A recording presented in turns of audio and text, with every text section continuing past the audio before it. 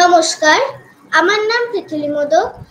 আমি আজকে বেদিক চ্যান্টিং এর দুর্গা সপ্তম পাঠ করব।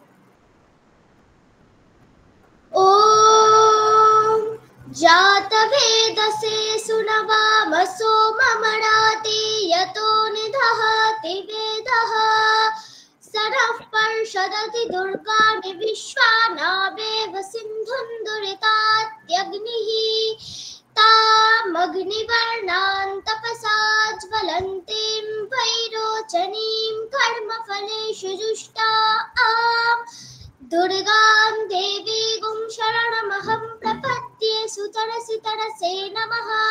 अग्ने त्वं पारयानव्यो अस्मान् स्वस्तिभिरति दुर्गाणि विश्वा पूष्ट पृथिवी बहुलान उर्वी भवातोकायतनयाय शन्योः विश्वानि नो दुर्गः जातवेदः सिन्धुन्ननावा दुरितातिपर्षि अग्ने अत्रिवन्मनसा गृणानो अस्माकं बोध्यविता तनूनाम् पृतनाजितगुं सहमानमुग्रमग्निगुं हुवेम परमात् स्वधस्थात् सनः पर्षदति दुर्गाणि विश्वाक्षामद्देवो अधिदुरितात्यग्निः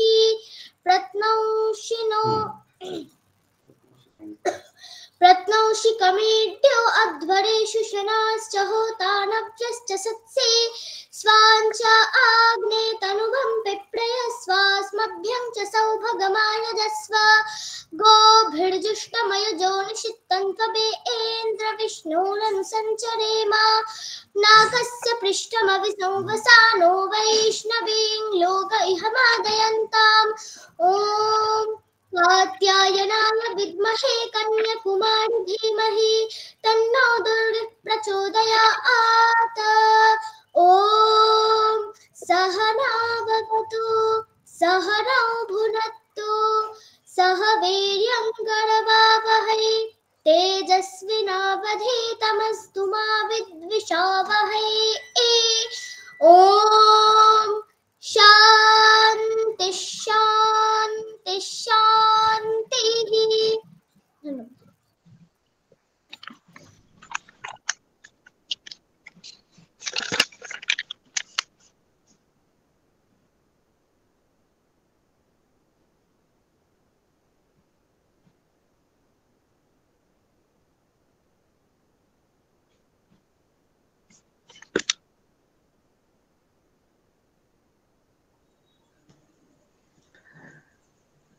মোদক ট্রেনার একাডেমির সর্বকনিষ্ঠ ট্রেনার পিতিলি মোদককে ধন্যবাদ জানাই তার সুন্দর মন্ত্রোচ্চারণের জন্য। নমস্কার, শুভ সন্ধ্যা। সম্মাননীয় অতিথি, শ্রদ্ধেয় গবেষক মণ্ডলী এবং প্রিয় বিদ্বজ্জনেরা, আমি সৌরদীপ অধিকারী মোদক ট্রেনার একাডেমি আয়োজিত আজকের এই অনুষ্ঠানে আপনাদের সকলকে স্বাগত জানাই। আজকে এই অনুষ্ঠানে আমরা এক অনন্য ও গুরুত্বপূর্ণ বিষয়ের সন্ধান করতে চলেছি। ধর্ম কি মহাভারতের আলোকে। এখন এই অনুষ্ঠানের মাননীয় বক্তৃ সম্পর্কে কিছু কথা। আজকে অনুষ্ঠানে অতিথি বক্তৃর আসন অলঙ্কৃত করছেন সম্মাননীয় অধ্যাপিকা ডক্টর রত্না বাসু মহাশয়া। তিনি 1970 সালে কলকাতা বিশ্ববিদ্যালয় থেকে স্পেশাল ইউজিসি স্কলারশিপ নিয়ে সংস্কৃত বিষয়ে MA ফার্স্ট ক্লাস। প্রসঙ্গত উল্লেখ্য, ভারতবর্ষে শুধুমাত্র 10 জন ছাত্রছাত্রীকে এই স্পেশাল স্কলারশিপটি দেওয়া হয়ে থাকে।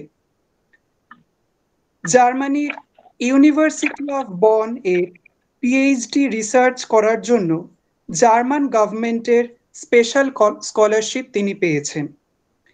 একই ইউনিভার্সিটি থেকে ইন্ডোলজিতে স্পেশাল অ্যাওয়ার্ড পেয়েছেন।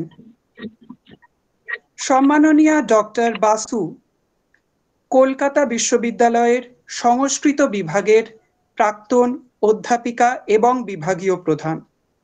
তার গবেষণা অদ্বৈত বেদান্ত, সংস্কৃত কাব্য সাহিত্য, বৌদ্ধ কাহিনী সাহিত্য, জার্মান সাহিত্য, ভারতীয় শিল্প ও নন্দন তত্ত্ব ইত্যাদির মতো বিস্তৃত ক্ষেত্রগুলিকে অন্তর্ভুক্ত করে থাকে। তার অসামান্য গবেষণা দক্ষতা এবং শিক্ষাক্ষেত্রে স্মরণীয় অবদানের জন্য তিনি অসংখ্য সম্মাননা অর্জন করেছেন সময়ে সময়ে। একই সাথে অসংখ্য পাঠকপ্রিয় গ্রন্থের রচয়িতাও তিনি। ইংরেজি, বাংলা, সংস্কৃত এবং জার্মান ভাষায় প্রায় 50টি রিসার্চ আর্টিকেল তিনি লিখেছেন।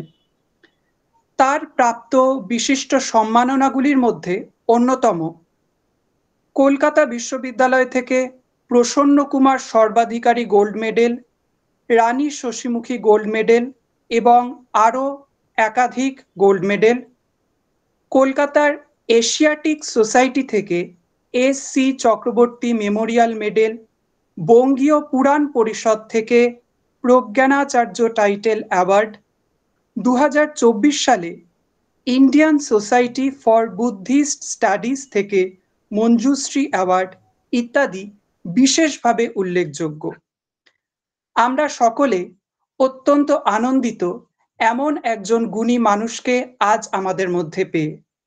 এই আলোচনা আমাদের সকলের চিন্তার দিগন্ত প্রসারিত করবে এবং সমৃদ্ধ হব আমরা সবাই। সশ্রদ্ধ অভিবাদন জানাই আজকের সম্মাননীয় অতিথি অধ্যাপিকা ডক্টর রত্না বাসু মহাশয়াকে। একই সাথে আপনাদের সকলের আন্তরিক অংশগ্রহণের জন্য একরাশ ধন্যবাদ ও শুভেচ্ছা। এখন আজকের সম্মাননীয় বক্ত্রী ডক্টর রত্না বাসু মহাশয়কে আন্তরিক অনুরোধ করছি ওনার মূল্যবান বক্তব্য শুরু করার জন্য। ধন্যবাদ। নমস্কার, ধন্যবাদ আমার সম্পর্কে দীর্ঘ পরিচয় দেবার জন্য। আমি রত্না বসু।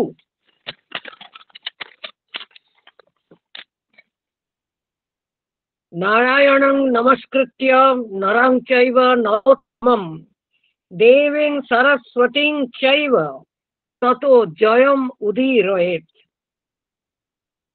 সকলকে স্বাগত। মোদক ট্রেনিং একাডেমি কে আমি ধন্যবাদ জানাচ্ছি, তারা আমাকে এই বিশেষ বিষয়ে আলোচনা করার জন্য আমন্ত্রণ জানিয়েছেন। এছাড়াও বিশেষ সাধুবাদ জানাচ্ছি আজকের শ্রোতৃ মণ্ডলীকে, যারা আজকের তীব্র আকর্ষণ মনোহরণ আইপিএল ম্যাচ ছেড়ে এই নিরস কঠিন বিষয়ে আলোচনা শুনবার জন্য উপস্থিত হয়েছেন।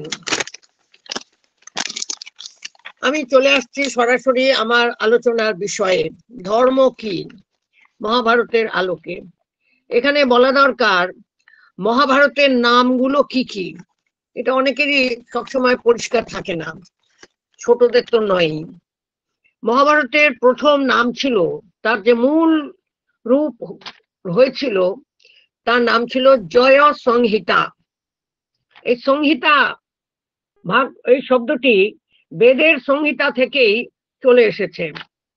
তো জয় সংহিতা, বৈদিক সংহিতা নয়, এটা জয় সংহিতা কিংবা ভারত সংহিতা, মহাভারত সংহিতা কিংবা বৈয়াসিক সংহিতা। কারণ ব্যাস, কৃষ্ণ দ্বৈপায়ন ব্যাস এইটা বিবরণ করেছিলেন, বলে গিয়েছিলেন প্রোক্ত।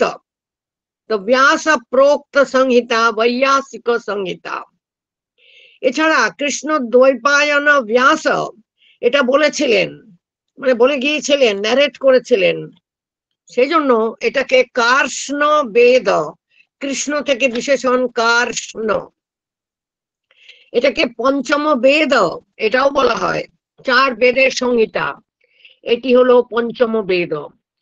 এতে শ্লোকের সংখ্যা বর্তমানে, মানে শেষ পরিণত রূপ যখন মহাভারত গ্রহণ করেছে তখন 1 লক্ষ।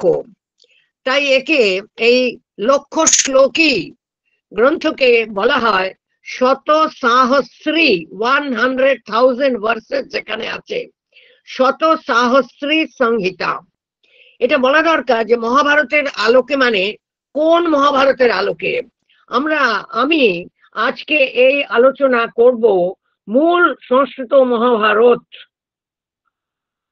এই হলো যা বললাম, ভারত সংহিতা, বৈদিক সংহিতা, কার্ষ্ণবেদ, এগুলো। কেন এই কথা বলছি? তার কারণ শুধু ভারতবর্ষের নানা প্রদেশে নয়, মূল সংস্কৃতেও আরো অনেক মহাভারত ছিল, যেমন জৈমিনী ভারতম, ভারত সাবিত্রী, প্রাদেশ মহাভারত আছে, বিশেষ উল্লেখযোগ্য গ্রন্থকার দাস। এছাড়াও শারণদেবের একটি মহাভারত আছে, যেটি পাওয়া গেছে গত 10 বছরের মধ্যে। এখন ধর্ম কি? ভারতবর্ষে এই কথাটা প্রায় শোনা যায়, এবং এই কথা শাস্ত্রের বচন। বেদ অখিল ধর্ম মূলম, সকল ধর্মের মূল হচ্ছে বেদ। আচ্ছা, তো সকল ধর্মের মূল বেদ, তো ধর্ম কি? প্রথমেই বলি, ধর্ম মানে রিলিজিয়ান বা ফেথ বলে আজকে যে শব্দগুলি ইউরোপীয় ভাষায় আছে, এইটার সমার্থক শব্দ ধর্ম নয়। ধর্মের মধ্যে রিলিজিয়ান বা ফেথ আছে, কিন্তু ধর্ম শব্দের, ধর্ম বলতে যা বোঝায় সেটা আরো অনেক ব্যাপক, আরো অনেক বৃহত্তর ক্ষেত্রে এবং কার্যাবলীর মধ্যে, মননশীলতার মধ্যে সেটি ব্যক্ত। কেন?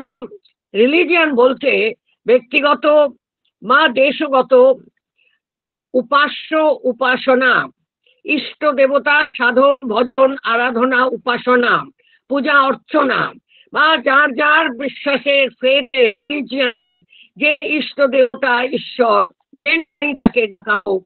তার সাধন ভজন আরাধনা নিয়ম মতো, সুযোগ মতো এবং পর্ব অনুসারে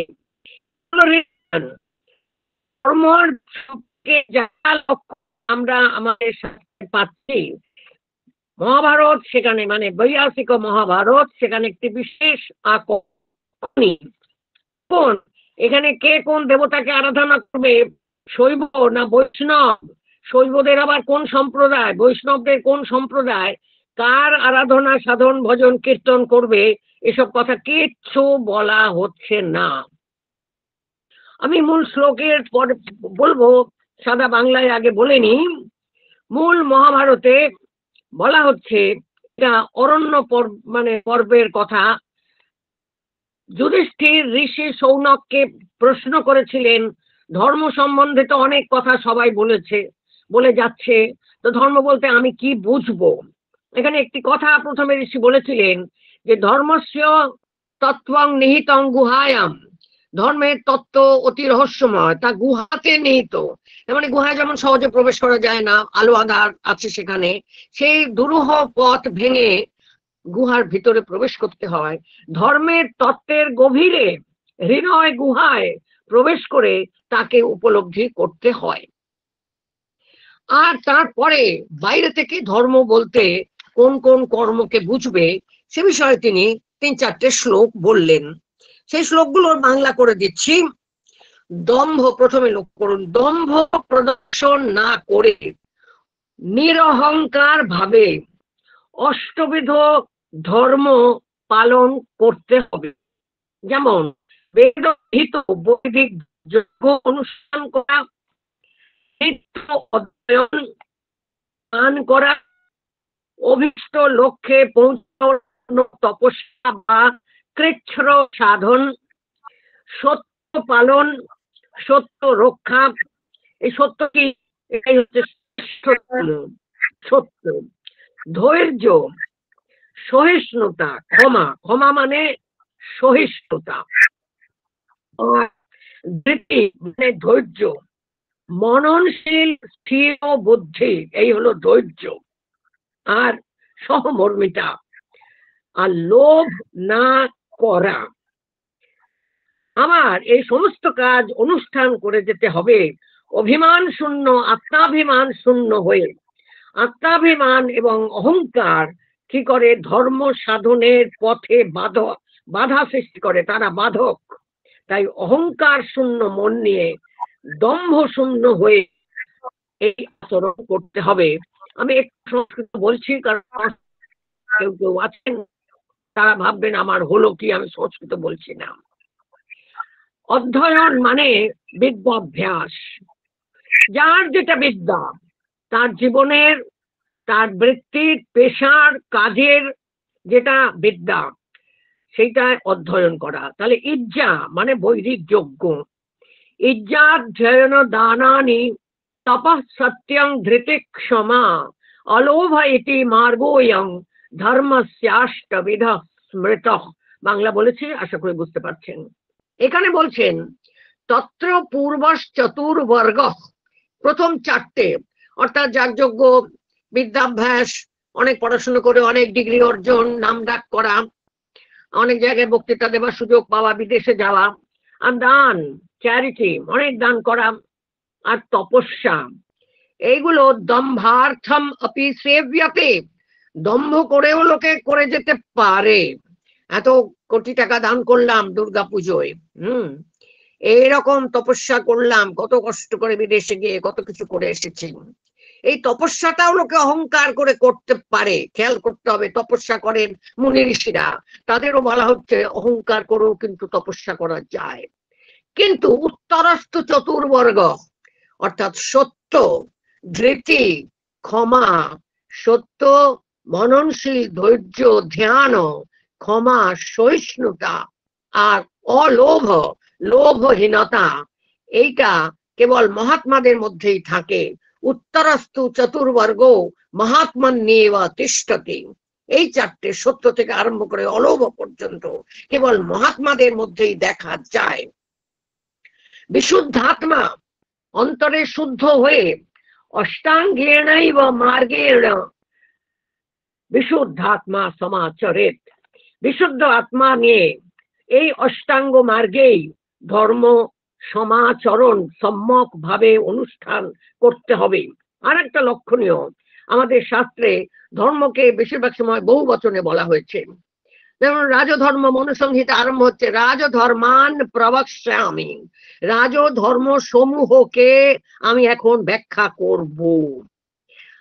মহাভারতের পরে, এই শ্লোকগুলোর পরে ওই অরণ্য পর্বে শৌনক বললেন তসমাৎ ধর্মান ইমান সর্বান, সুতরাং এই সকল ধর্মগুলিকে নাভিমানাৎ সমাচরে, কখনোই অভিমান নিয়ে, আত্মাভিমান নিয়ে, অহংকার করে, দম্ভ করে দেখানোর জন্য প্রদর্শন পরতার মন নিয়ে অনুষ্ঠান করবে না।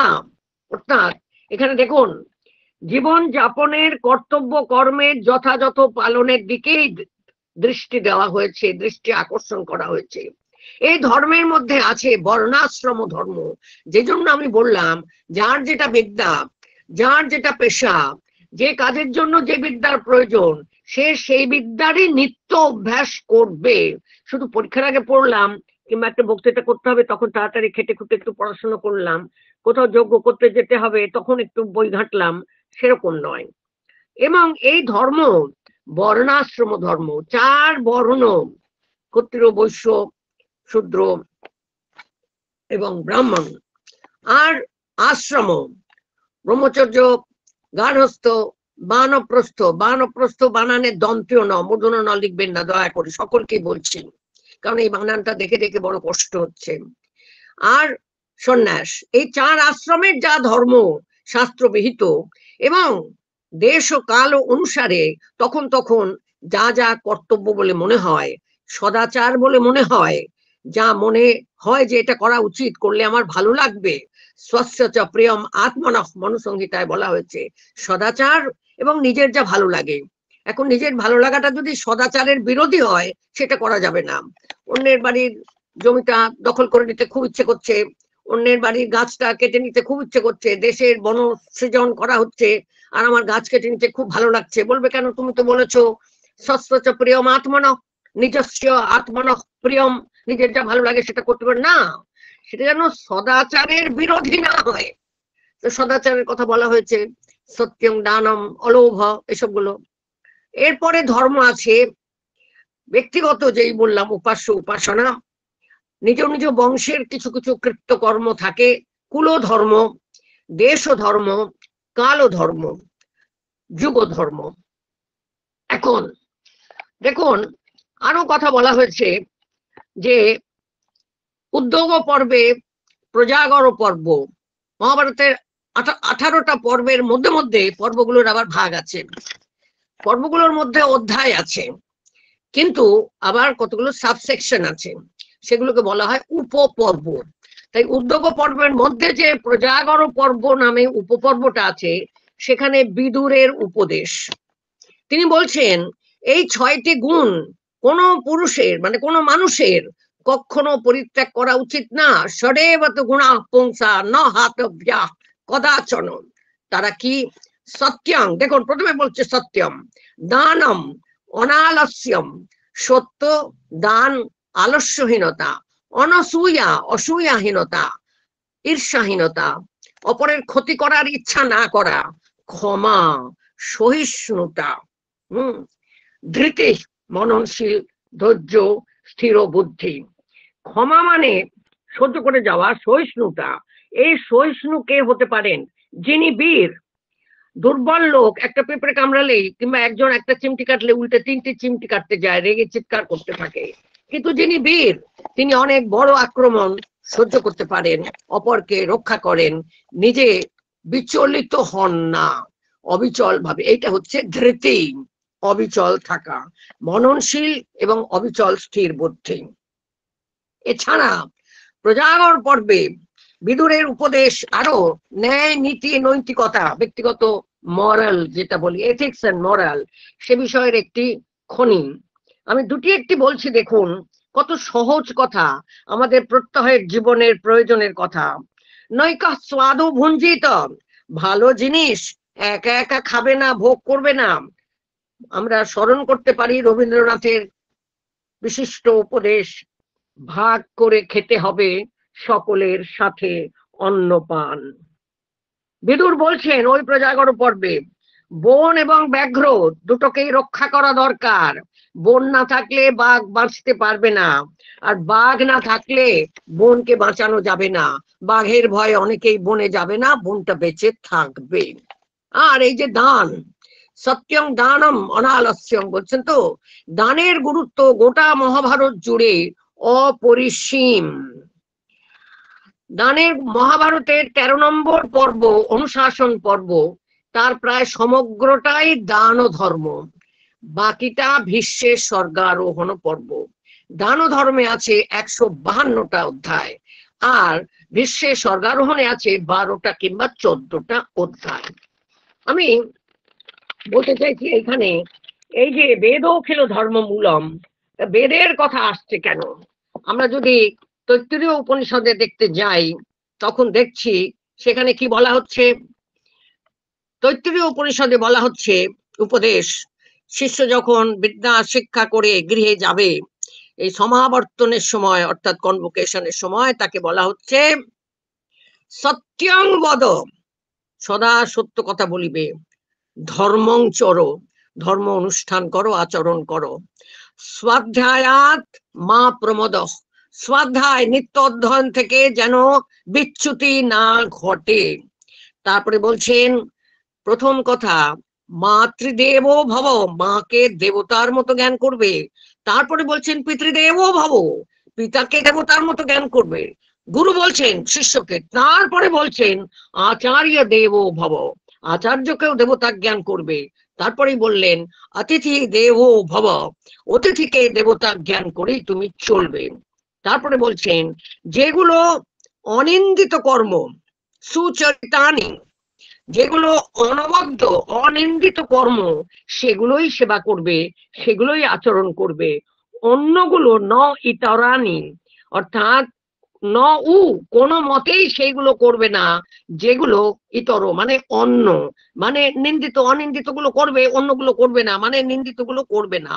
আর দানের কথা ঠিক তারপরেই বলছেন, দুটো একটা বাক্যের পরেই, শ্রদ্ধা সহকারে দান করবে, অশ্রদ্ধা সহকারে দান করবে না। শ্রদ্ধয়া দেয়ম, অশ্রদ্ধয়া অদেয়ম। স্ত্রী সহকারে দান করবে, যখন দান করে দিলাম বা চলে দিলাম এরকম না, অত্যন্ত শ্রদ্ধা, সৌন্দর্য, শ্রী, বিনয় এইগুলো সহযোগে দান করবে। রিয়াদেয়ম, সংকোচের সঙ্গে, লজ্জার সঙ্গে, নিন দেখুন তো কেমন পছন্দ হলো কিনা, এরকম নয়, অহংকার দেখানো নয়। ওই যে বলেছে নাভিমানাৎ সমাচরেৎ, হ্রিয়াদেয়ম একটু সলজ্জ ভঙ্গিতে, ভিয়াদেয়ম একটু যেন মনে ভয় থাকে, ভুল করছি না তো। আর কি সংবিদা দেয়ম, সমস্ত চেতনা নিয়ে, সমস্ত জ্ঞান নিয়ে, অনুভূতি নিয়ে দান করবে। আজ এই গেল দানের কথা। এরপরে উপনিষদে, বেদের থেকে, কাজে বেদ অখিল ধর্ম মূলম। আর এই যে অষ্টাঙ্গ মার্গ, অষ্টাঙ্গ ধর্ম বললেন, এখানে আমরা চিন্তা করতে পারি বৌদ্ধ ধর্মোপদেশের মধ্যে অষ্টাঙ্গ মার্গ সুবিদিত। সম্যক দান, প্রথমেই দান, খেয়াল করুন ভারতবর্ষেই দান, এবং দান অনেক রকম, অঙ্গদান, বিশিষ্ট অঙ্গদান, যেমন চোখ, বিশিষ্ট অঙ্গ যেমন আজকে কিডনি, লিভার, সমস্ত দান করা হচ্ছে, এগুলো হচ্ছে অভ্যঙ্গ দান, বিশিষ্ট অঙ্গদান। তাহলে অঙ্গদান, অভ্যঙ্গ দান, শরীর দান, সম্যক দান, অন্নদান, অভয় দান, ধর্মদান, উপদেশ দান, শিক্ষা দান, সম্যক শীল, সম্যক কর্ম, সম্যক কর্মান্ত অর্থাৎ কর্মস্থল, সম্যক আজীব অর্থাৎ সঠিক পেশা, সম্যক ব্যায়াম মানে উদ্যোগ, সঠিক প্রচেষ্টা এবং উদ্যোগ করা উচিত, সম্যক ধ্যান ও সম্যক প্রজ্ঞা, এই অষ্টাঙ্গ মার্গ। এখন আরেকটা কথা বলছি যে এর সঙ্গে সঙ্গে, আচ্ছা আমরা বলি না হিউম্যান রাইটস, হ্যাঁ, তারপরে আইন কানুনও আছে, মানবাধিকার, অনিষ্ঠুরতা, অহিংসা পরম ধর্ম, হ্যাঁ, মানবতায় সবার উপরে মানুষ সত্য, এই কথাটা মহাভারতে আছে। ন মানুষাত পর ধর্ম, মানুষের উপরে কোনো ধর্ম নেই। আর দানাত পরতরং নহি, দানের উপরে কোনো ধর্ম নেই। আর কি বলছেন, অন্নদান হচ্ছে শ্রেষ্ঠ, আর অভয় দানও হচ্ছে শ্রেষ্ঠ। আর কি বলা হয়েছে, 83 বার, as many as 83 times বলা হয়েছে অনৃশংস্য, নন অ্যাট্রোসিটি, অনাক্রমণ, অনিষ্ঠুরতা, এটা হচ্ছে পরধর্ম, শ্রেষ্ঠ ধর্ম। অনৃশংস্য হচ্ছে পরং মতম, এটাই হচ্ছে শ্রেষ্ঠ যা কিছু হতে পারে, সেটা হচ্ছে অনিষ্ঠুরতা। আর একটা কথা বলেছেন, অহিংসা পরম ধর্ম, আর অহিংসা পর ধর্ম, অহিংসা পরম যজ্ঞ, অহিংসাই হচ্ছে শ্রেষ্ঠ যজ্ঞ, অহিংসাই হচ্ছে শ্রেষ্ঠ ধর্ম, অহিংসাই হচ্ছে পরমং সুখম, পরম সুখ, শ্রেষ্ঠ সুখ, অহিংসা হচ্ছে পরম সত্য, অহিংসা হচ্ছে পরমং তপঃ, পরম তপস্যা, শ্রেষ্ঠ তপস্যা, অহিংসাই হচ্ছে পরম দান, শ্রেষ্ঠ দান, অহিংসা হচ্ছে পরমং মিত্রম, শ্রেষ্ঠ বন্ধু, অহিংসা হচ্ছে শ্রেষ্ঠ বিদ্যা, পরমং শ্রুতম। আর যে অহিংসক, যা কিছু অহিংসক সেগুলো হচ্ছে সুখাবহ, আর যা কিছু অহিংস্র, এই যে অহিংসা বিষয়ে, অহিংসা শব্দটা দিয়ে 110 বার এই উপদেশ আছে, আরো 23 বার অহিংস্র, অহিংসক, এরা যে শুভাচার, শুদ্ধাচার, এই কথা বলা হয়েছে। তাহলে ভেবে দেখুন 110 আর 23 হলো 133, তার সঙ্গে আরো 83 যোগ করলে যা হয় ততবার মহাভারতে অহিংসা, অনৃশংসতা, তার প্রশংসা করা হয়েছে। এর সঙ্গে আরো একটু কথা আছে, সেটা হলো যে ধর্ম কি না, যেখানে ধর্ম, এই যে জয় সংহিতা বললাম, যেখানেই ধর্ম সেখানেই জয়। সাধারণভাবে আমাদের বলা হয়, ছোটবেলা থেকে বাঙালিরা বলেই আসছে, গান্ধারী এই কথাটা বলেছেন, একমাত্র গান্ধারী না, গোটা মহাভারতে যত ধর্ম তত জয় অন্তত 16 বার উচ্চারিত হয়েছে বিভিন্ন কণ্ঠে। ভীষ্ম বলেছেন বারবার, সঞ্জয় সেই কথাটা ধৃতরাষ্ট্রকে শুনিয়েছেন অনেকবার, এবং অন্যেরাও বারংবার এই কথাটা বলেছেন। বলছেন যে 16 বার অন্তত, যত ধর্ম তত জয়, এই বাক্যটা আছে। আর 3 বার আছে যেখানে ধর্ম, যত ধর্ম সেখানে কৃষ্ণ আছেন, যেখানে ধর্ম নেই সেখানে কৃষ্ণ নেই। আর কৃষ্ণই হচ্ছে মহাপুরাণ ভাগবত পুরাণে বলা হয়েছে শ্রীকৃষ্ণ বিগ্রহবান ধর্ম।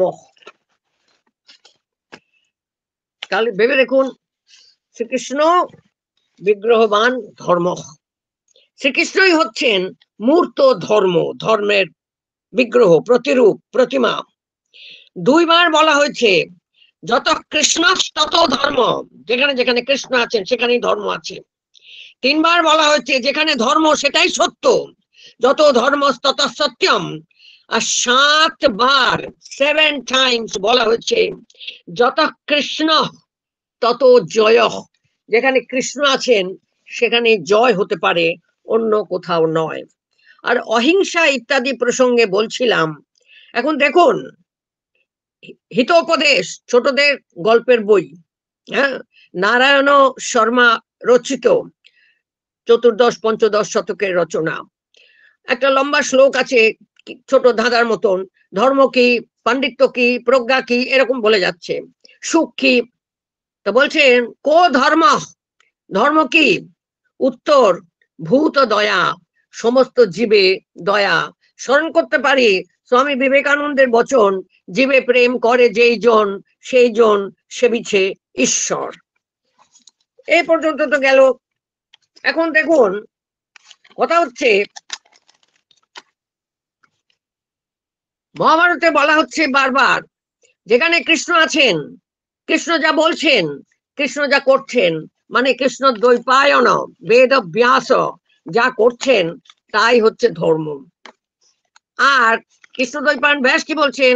কৃষ্ণ দ্বৈপায়ন ব্যাস বলছেন যে যাদব কৃষ্ণ, শ্রীকৃষ্ণ হচ্ছেন বিগ্রহবান ধর্ম, তিনি যা করছেন সেটাই হচ্ছে ধর্ম, তিনি যা বলছেন সেটাই হচ্ছে ধর্ম। এখন মহাভারতের টিকাকার একজন আছেন বাঙালি, খ্রিস্টীয় 14th শতকের 14th century কারেন্ট এরা সিই। তিনি সর্বাবস্থায় হয় 13th শতকের একেবারে 1297 খ্রিস্টাব্দ এরকম, তারপরে আনত 15 শতাব্দের একেবারে গোড়ার দিকে, তারপরে 14th শতাব্দে তিনি নিশ্চিতভাবে বর্তমান ছিলেন। বাঙালি, বরেন্দ্র ভূমির মানুষ, মানে আজকের রাজশাহী, পাবনা, এইসব জেলাগুলো যা বর্তমানে বাংলাদেশে অবস্থিত। তাহলে এই অর্জুন মিশ্র সমগ্র মহাভারতের উপরে টিকা রচনা করেছেন, এমনকি হরিবংশ, যার অন্য নাম আশ্চর্য পর্ব, তার উপরেও টিকা রচনা করেছেন, যা অন্য কোনো টিকাকার করেননি। এই অর্জুন মিশ্রের টিকা অদ্যাবধি অত্যন্ত সামান্য অংশ মুদ্রিত হয়েছে, প্রকাশিত হয়েছে। আমি 6টি পর্বের টিকা সম্পাদনা করে প্রকাশ করেছি, আরো 3টি প্রকাশের অপেক্ষায় আছে, আরো 2টির উপরে আমি গবেষণা কর্ম পিএইচডি করিয়েছি, প্রকাশিত হবে হয়তো কোনোদিন। বাকি আরো 3-4টি পর্বের উপরে, যেমন দ্রোণ পর্ব, কর্ণ পর্ব, এইগুলোর উপরে আমার কাজ চলছে। এখন অর্জুন মিশ্র বাঙালি টিকাকার, তিনি খুব সংক্ষেপে সুন্দর করে বলছেন। প্রত্যেক পর্বের টিকার মধ্যে তিনি অনেক শ্লোক রচনা করেছেন, যার মধ্যে অসাধারণ কবিত্ব, অসাধারণ অনুপ্রাস, অসাধারণ উপমা এবং রূপক অলংকার লক্ষ্য করতে পাচ্ছি। তাহলে অর্জুন মিশ্র বলছেন যে মহাভারত হচ্ছে সমস্ত ধর্মের মূল সোর্স, আর কৃষ্ণদ্বৈপায়ন ব্যাসের যে ব্যাখ্যা, মানে তিনি তো বেদার্থকে সর্বজনসাধারণের জন্য গ্রহণযোগ্য, বোধযোগ্য করে তুলেছেন এই মহাভারতের মাধ্যমে। মূল বেদ তো কেউ পড়তে পারছে না, বুঝতেও পারছে না, তাই একদিক থেকে এই বৈয়াসিক মহাভারত হচ্ছে first medium for mass education, সর্বজন শিক্ষার মাধ্যম হিসেবে কৃষ্ণ দ্বৈপায়ন ব্যাস এই গ্রন্থটি বলে গেলেন। প্রোক্ত। তাহলে কৃষ্ণ দ্বৈপায়ন ব্যাস এই ধর্মের অমৃতকে প্রকাশ করলেন। যিনি বৈদিক সংহিতার যে কঠিন জ্ঞান গর্ভ তত্ত্ব যা সকলের জন্য ফর দ্য মাসেস ইন্টেলিজেবল ছিল না, এবং সকল বর্ণ ধর্মের পক্ষেও বোধগম্য ছিল না, অ্যাক্সেসিবল ছিল না, তাদের অধিকার ছিল না, তাদের সকলের জন্য সর্ববর্ণ ধর্ম নির্বিশেষে তিনি এই বেদার্থকে বোধগম্য করে তুললেন। টিকাকার অর্জুন মিশ্র বলছেন, এই কৃষ্ণদ্বৈপায়ন ব্যাস হচ্ছেন সেই সূর্য যিনি অজ্ঞানের সকল অন্ধকার দূর করে জ্ঞান রূপ পদ্মকে প্রস্ফুটিত করে তোলেন। যদি কেউ এই মহাভারতকে, ভারতং বলেছেন মানে মহাভারতকে সঠিকভাবে অধ্যয়ন করে, সঠিকভাবে তার অর্থ গ্রহণ করে, অনুধাবন করে, অবধারণ করে, মানে আন্ডারস্ট্যান্ডস এন্ড ইন্টারনালাইজেস এই মহাভারতকে, তাহলে তার জন্য আর কোনো তীর্থের, কোনো পুণ্য স্নানের কোনো প্রয়োজন নেই জ্ঞান অর্জনের জন্য, এনলাইটেনমেন্টের জন্য। আমি শ্লোকটা এবার সংস্কৃতে একটু পড়ছি।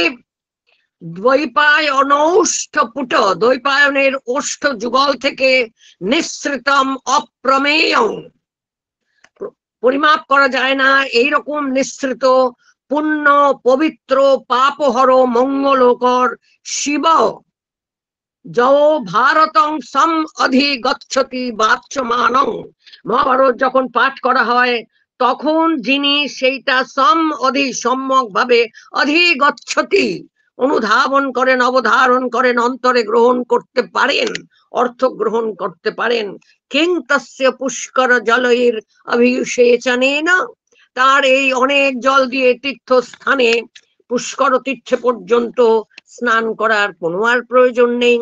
তারপরে বলছেন, অজ্ঞান রূপ অন্ধকারের মেঘে আচ্ছন্ন যে জগৎ, তার থেকে মুক্ত করে দেন যিনি, সেই ব্যাসরূপ সূর্যকে প্রণাম করছি, যার সূর্য রশ্মিগুলো মানে যার রশ্মিগুলো হচ্ছে অভিনব নবরসে স্নিগ্ধ বাণী, অর্থাৎ এই শ্লোক রচনা।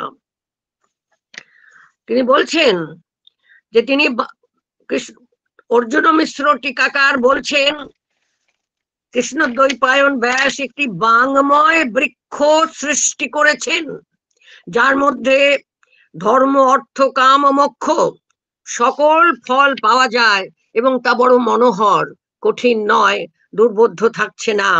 সেই সত্যবতী পুত্র মুনি ব্যাসকে প্রণাম। আরো বলছেন, অমৃত রস প্রবাহ করছে যে সেই ভারত রূপ মেঘের যিনি সৃষ্টি করেছেন, মানে মহাভারতকে এখন পদ্ম বলছেন না, বলছেন মেঘ, যে কি করছে, অমৃত রস বর্ষণ করছে নিরন্তর। নম, তাকে প্রণাম। নম অমৃত রসস্যন্দি ভারতাম বুধ বেধসে ক্লেশ কর্মাবদানেন মলজা জ্ঞান ভেদিনে।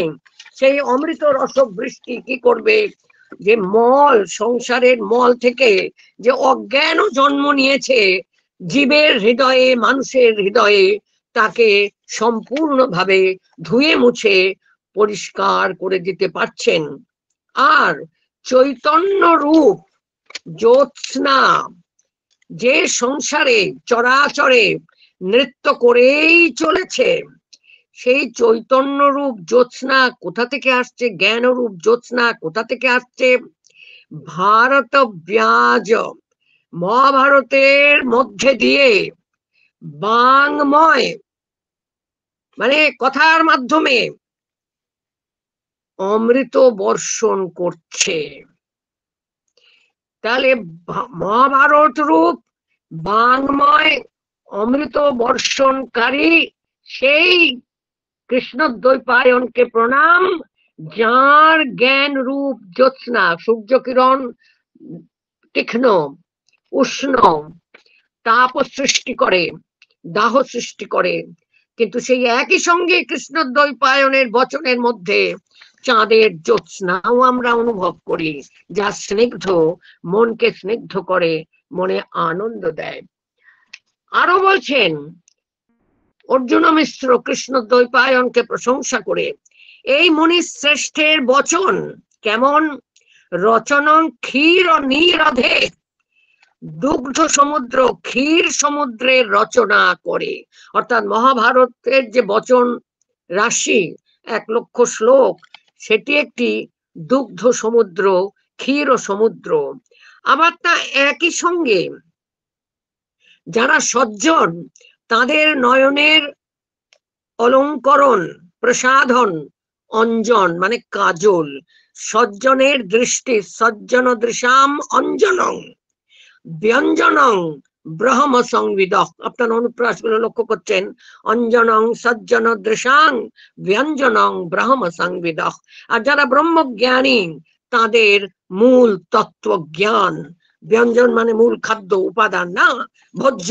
তার মানে কি, ব্রহ্মজ্ঞানীর ভোজ্য কি, খাবার দাবার, চাল ডাল কলা নয়তো, তার হচ্ছে তত্ত্ব জ্ঞান।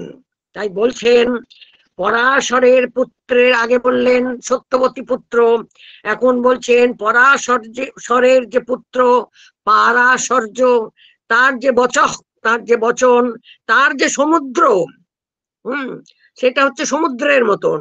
পারাশরীয় বচঃ পারাবার কল্লোল কেলয়, সেই সমুদ্রের তরঙ্গ লীলা কি করছে, এই সংসারে জ্বালার জালে, ভাবুন জ্বালা জাল দগ্ধ এই জগৎ। তাহলে সংসারের জ্বালা জ্বলনে, তাপে, যে জাল একটু আধটু তাপ নয়, তাপে জ্বালার জাল বিস্তৃত, এই জগৎ দগ্ধ, তাকে পুনর্জীবন দান করুক। জীবয়ন্তু ভবজ্বালা জাল দগ্ধম ইদং জগৎ। এখন প্রশ্ন করতে পারেন, এত ধর্মের কথা বলে টলে তো যুদ্ধ বিগ্রহ করছে কেন? হ্যাঁ, তো যুদ্ধের কথা তো বলে যাচ্ছে, কৃষ্ণ তো যুদ্ধ করার জন্য কৃষ্ণকে, এই অর্জুনকে এত উৎসাহিত করলেন। 18 দিন যুদ্ধের মধ্যে প্রথম 10 দিন যুদ্ধের সেনাপতি হলেন কুরুবৃদ্ধ পিতামহ ভীষ্ম, পরের 5 দিন অস্ত্রগুরু দ্রোণাচার্য, 18 দিনের মধ্যে 15 দিন এই বৃদ্ধেরাই সামলালেন। তারপরে 2 দিন যুদ্ধ করলেন কর্ণ, তারপরে 1 দিন 2 দিন ওই শল্য আর অশ্বত্থামা আর দুর্যোধন। তাহলে কর্ণ 2 দিন হলো 17 দিন, দ্রোণ 5 দিন, আর ভীষ্ম 10 দিন, 17 দিন, আর 1 দিন অশ্বত্থামা আর দুর্যোধন। এই হলো তাদের যুদ্ধের বীরত্ব।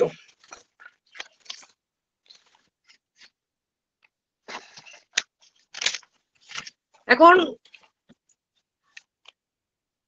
দেখুন, যখন যুদ্ধ শুরু হয়েছে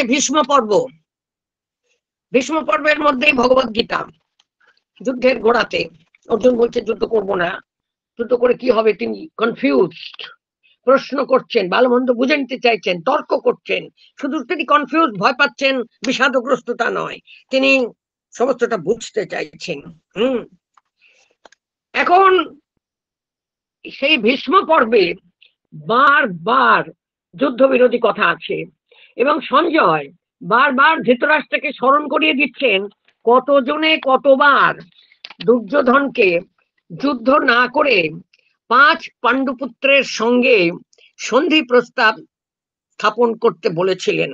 কিন্তু দুর্যোধন, কর্ণ এবং শকুনি কিছুতেই সে কথা শোনেননি।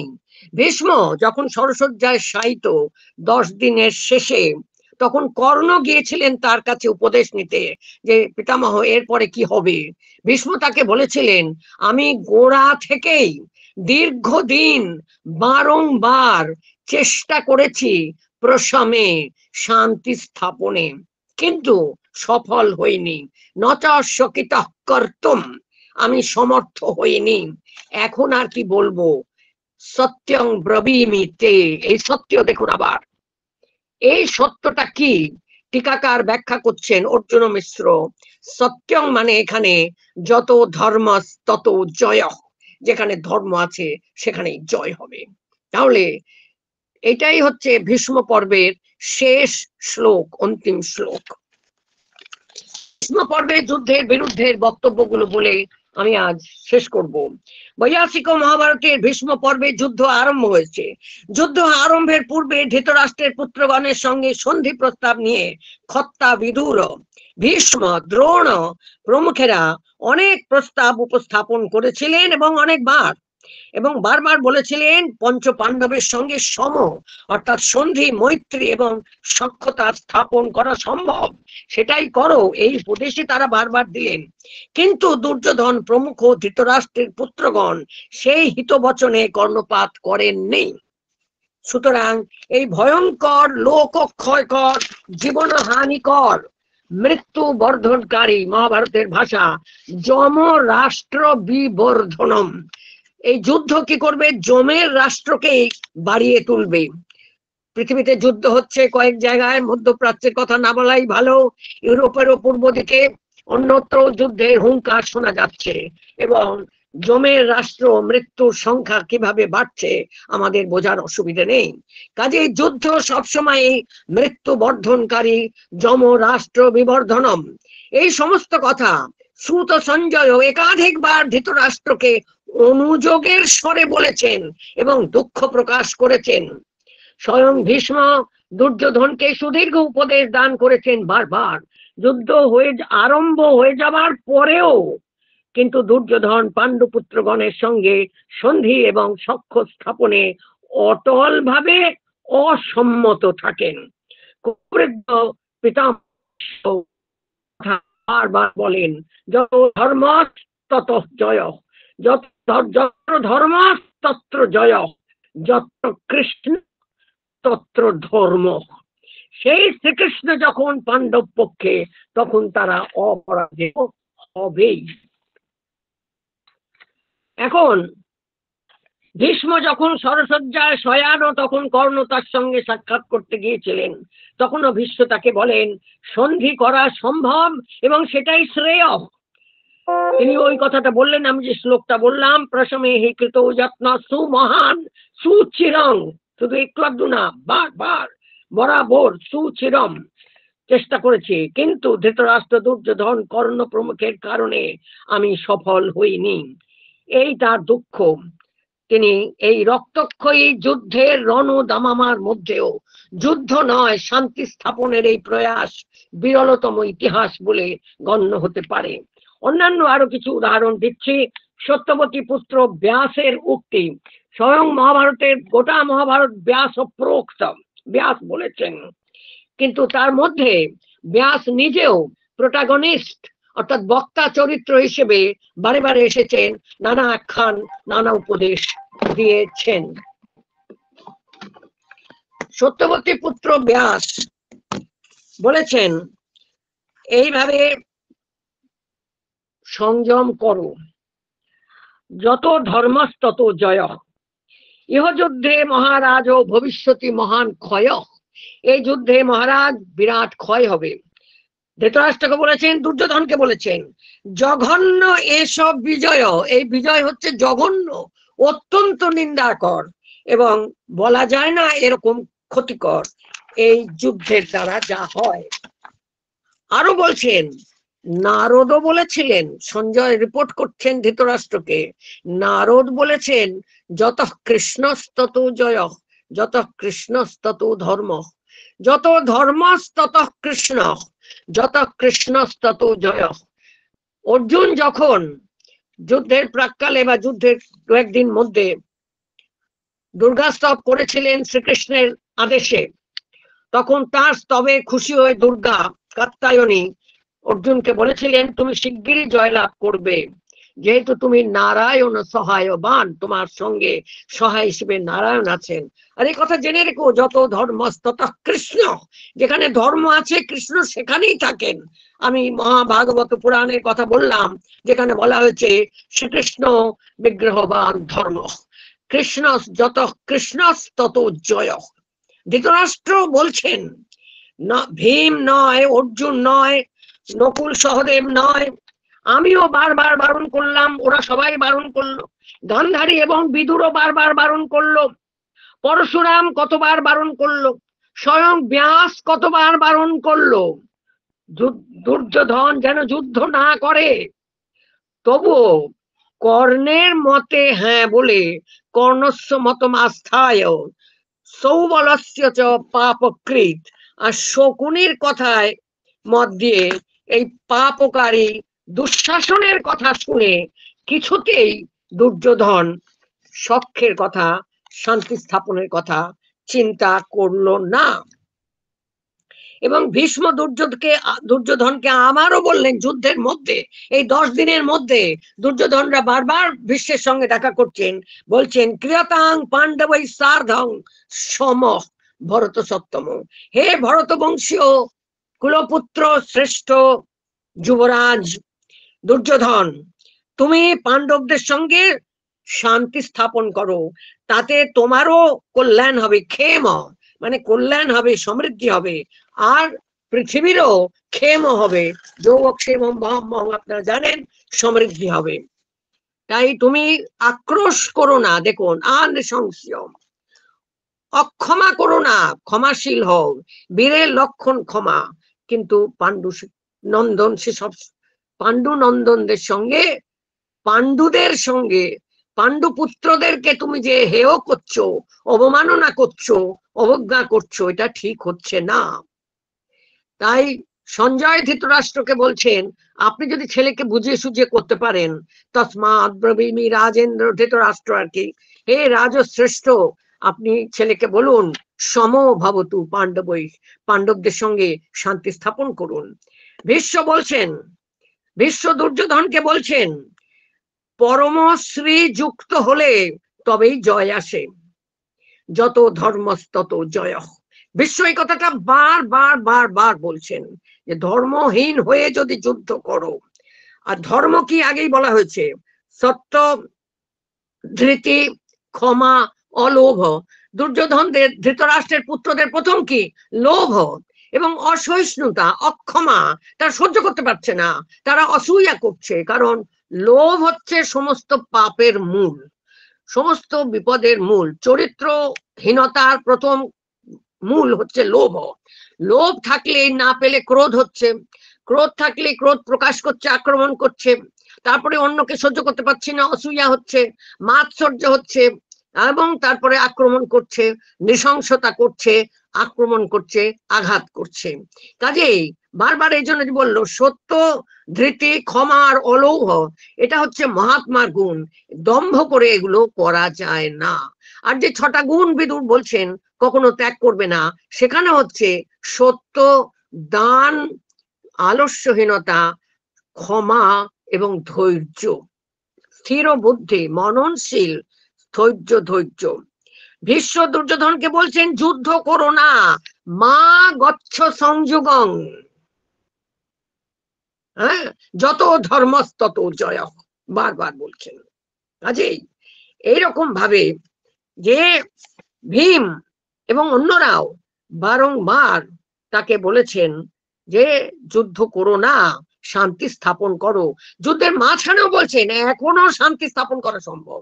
সেই জন্যই কুরুক্ষেত্রের যুদ্ধকে বলা হচ্ছে ধর্মযুদ্ধ, ধর্ম রক্ষার যুদ্ধ।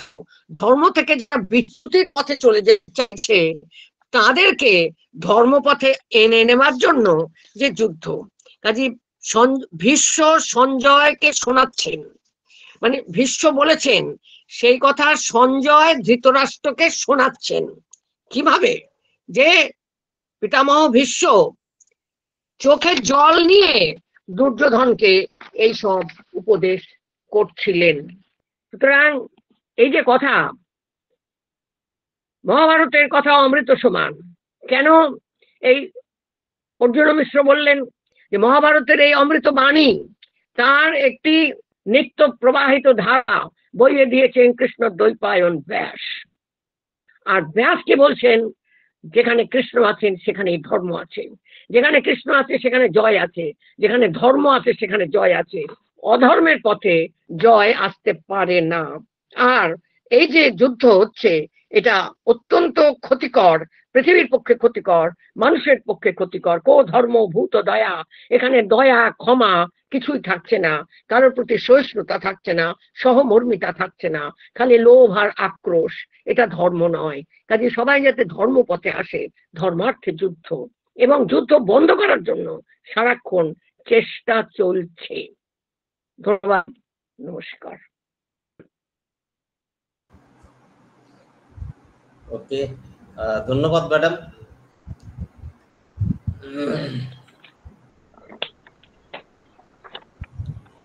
অসম্ভব একটা সুন্দর বক্তব্য, যেটা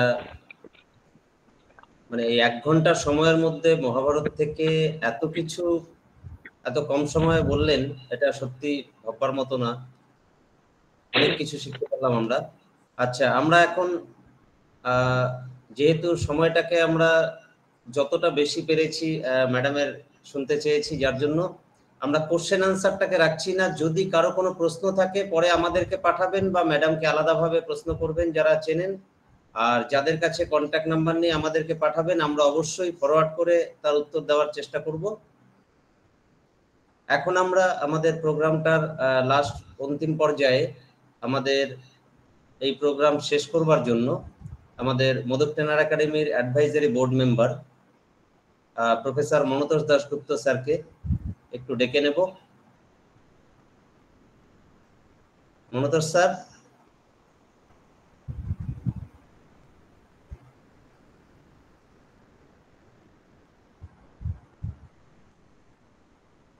হ্যালো স্যার, শুনতে পাচ্ছেন? একটু মিউটটা ভিডিওটা একটু ঠিক করুন স্যার। হ্যাঁ, আচ্ছা, হ্যাঁ, খুব ভালো লাগলো। কিন্তু আমার দুটো জিনিস মনে পড়ছে। এক হচ্ছে 1966 সালে জার্নাল অফ কেমিক্যাল এডুকেশনে একটি পেপার বেরিয়েছিল যে আদর্শ শিক্ষক বা ভালো শিক্ষকের লক্ষণ কি। বলেছিল ঠিক সময়ে ক্লাসে আসা এবং ঠিক সময়ে ক্লাস শেষ করা। আমি অবাক হয়ে গেলাম যে প্রফেসর বসু মহাভারতের মতন জিনিসকে, ধর্ম কি মহাভারতের আলোকে, সেটি তিনি ব্যাখ্যা করলেন, আলোচনা করলেন একেবারে নির্ধারিত সময়ের মধ্যে। সত্যি এটি মানে আমি শিক্ষক হিসেবেও এই প্রশংসার অপেক্ষা রাখে না, এত মানে কৃতিত্ব ওনার। আর একটা বিরাট জিনিস হচ্ছে, আমরা তো কথায় কথায় বলি যা নেই ভারতে তা নাই ভারতে। এখন এই ভারত কি? মহাভারতে যা নেই ভারতবর্ষে তা নেই। ভারতে মানে শুধু ভারতে নয়, ভূভারতে। তো ভূভারতে যদি ধরি তাহলে পৃথিবীতে তা নেই, পৃথিবীতে যা আছে তা মহাভারতে আছে। যদ ইহাস্তি তদ অন্যত্র, যন নেহাস্তি ন তৎ ক্বচিৎ, ধর্মে চার্থে চ কামে চ ভরতর্ষভম।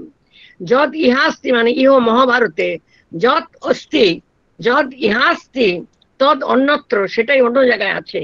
জন নেহাস্তি, যত ইহ ন অস্তি, যা এখানে নেই, ন তৎ ক্বচিৎ, সেটা আর কোথাও নেই। সেই তো কাজেই ভূভারতে যা নেই সেটি মহাভারতে আছে। এই ভূভারত মানে পৃথিবী, অর্থাৎ পৃথিবীর তাবৎ, এবং পৃথিবী বলতে যদি মানুষ ধরি তাহলে মানুষের এ তাবৎ অর্জিত, এ তাবৎ অন্বিষ্ট, এ তাবৎ তাদের গবেষণার মাধ্যমে প্রাপ্ত যে সমস্ত জ্ঞান, সমস্তই এক জায়গায় সন্নিবেশিত হয়েছে এই 1 লক্ষ শ্লোকের মধ্যে। কাজেই এই জিনিসটিকে সুসংহত করে আনা যে একটি কি কঠিন কাজ, অথচ মজা হচ্ছে যে উনি সমস্ত দিকগুলো ছুঁয়ে গেছেন। অবাক হচ্ছে সেই অহিংসার কথা ছুঁয়ে গেছেন। অহিংসার কথা তো আজকাল সারা পৃথিবীতে একটি অতি অবশ্য জিনিস। আমার মনে পড়ে সে 1956 এরকম একটা সাল হবে, যে ওই আইনস্টাইন জাতিপুঞ্জের এক রিপোর্টারের কাছে যে বলেছিলেন এই অহিংসার কথা, অহিংসা এখন পৃথিবীতে দরকার, তো সেইটির থেকে শুরু করে দানের কথা, আবার এদিক থেকে কেমন ভালো জিনিসটি ভাগ করে, এই সামান্য জিনিসটি। আর আজকাল টিভি খুললেই দেখি যে ভালো বিস্কুটের অ্যাড হচ্ছে, ভালো বিস্কুট কাউকে না দেব না, কেমন। তো এই যে ছোট ছোট জিনিসের থেকে বিরাট জিনিস, এই সমস্ত জিনিসগুলো যে মহাভারতে রয়েছে এবং এই সমস্ত জিনিসগুলোকে উনি যে ছুঁয়ে গেছেন, সত্যি আমাদের অভিভূত করেছে।